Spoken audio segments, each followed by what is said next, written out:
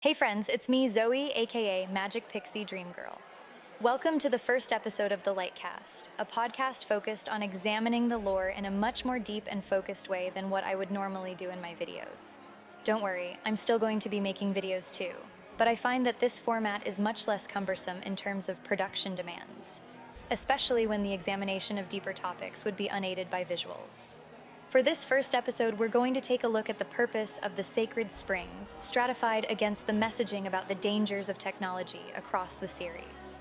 There has been a substantial amount of discussion over the years that the sacred springs in the Era of the Wilds were some of the same springs from Skyward Sword. I don't believe that it's true based on the evidence. What I would instead propose is that there were 5 sacred springs in total, and the Games Plus companion books hint at differing purposes for them. In Hyrule Historia, there is an article about the springs in Skyward Sword. In the Japanese version, this article is called The Springs of Heaven and Earth. In the English version, this is simply called The Two Springs.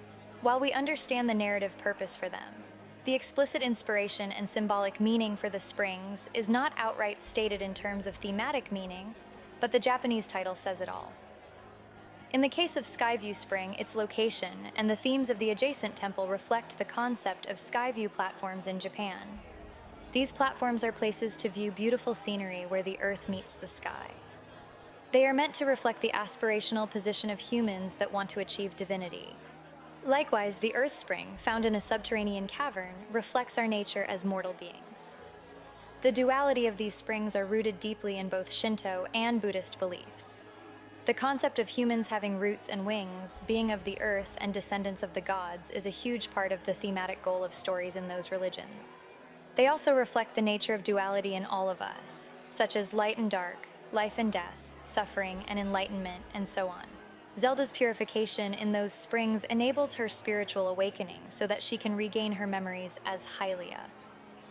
The End of the Sky era demonstrates the concept further in that she returns to the surface to protect the Triforce. Her decision is profound in that it also reflects the role of Hylia as a divine being entrusted with the care of the heaven and earth, known as Hyrule. On Earth, she is the guardian of the Triforce, a divine relic, further underscoring the symbolism of the meeting of the two planes. At the far end of time, we see 3 springs as keys to her awakening in the Era of the Wilds, one for each goddess. Where the 2 springs are intended to reflect a balance between heaven and earth, the 3 springs are intended to reflect a balance between the 3 aspects of the Triforce.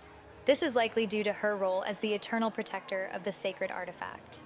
The power to rule, the courage to stand up to the ending evil, and the wisdom to figure out how to be the protector she was destined to be. There is also a signal in the Era of the Wilds in terms of the overall narrative around the dangers of technology as a replacement for our divine nature. We see this play out when, after trying everything else, including attempting to understand all the technology left behind and how it could be used to stop the calamity, the thing that ultimately worked was returning to ritualistic practices that were designed to bring her back to her divinity. We see this symbolic parallel with the Sheikah and the Zonai as well. The Sheikah, in an attempt to fulfill their role as guardians of the reincarnated goddess, and as the Watchers of the Seal, undergo a massive technological revolution. One that ultimately results in the banishment of their technology and their people from the kingdom and the splintering of their faction.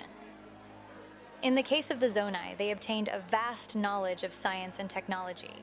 The end result of this was that they had an abundance of constructs mining for them and creating Zonai gear while they attempted to recolonize the sky and create a utopia.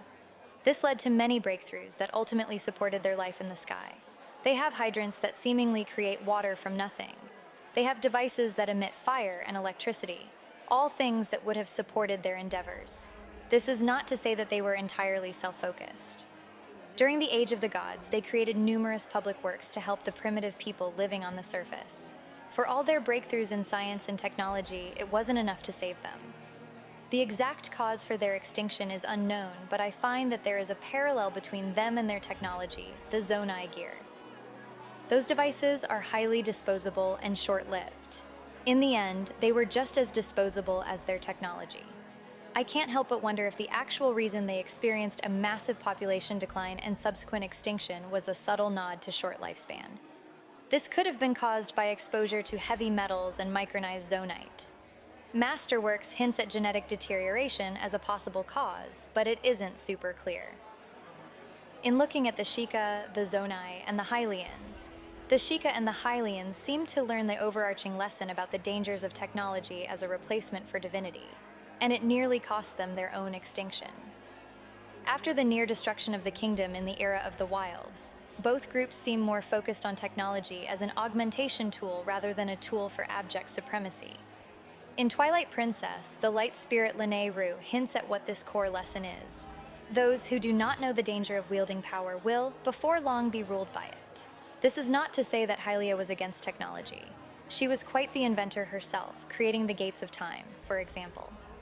In the end, her actions ultimately led to the destruction of Demise through a combination of technology and wisdom, a trait embodied by Zelda until the end of time.